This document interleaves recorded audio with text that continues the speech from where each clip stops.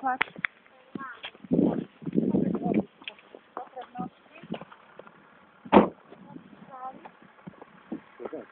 Haj.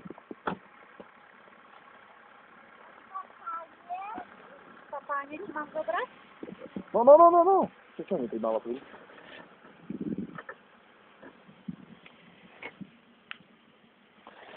O, X6. 80 000 eura. Tu kúkaš, že sa nevie pohnúť na kopci.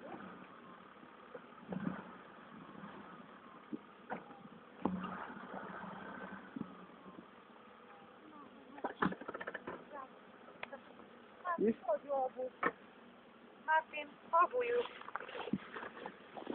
Może zabrać auto. Čo nepríjme plyn, ak by ju vyrovnalo? A to žena tady pomôžte. To není Slovenka. O Ježiš.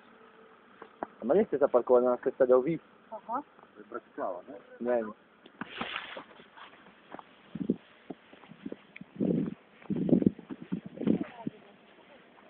Bratislava.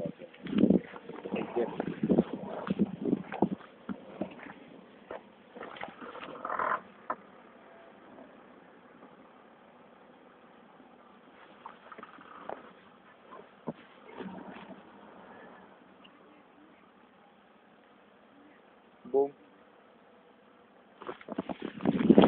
Ona je hladká? Tak koniec. Nevej tu. 2,5 tony?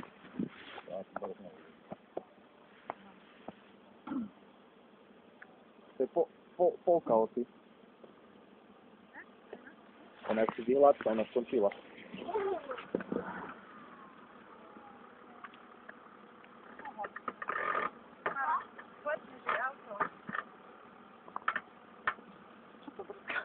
To si napraví, ne?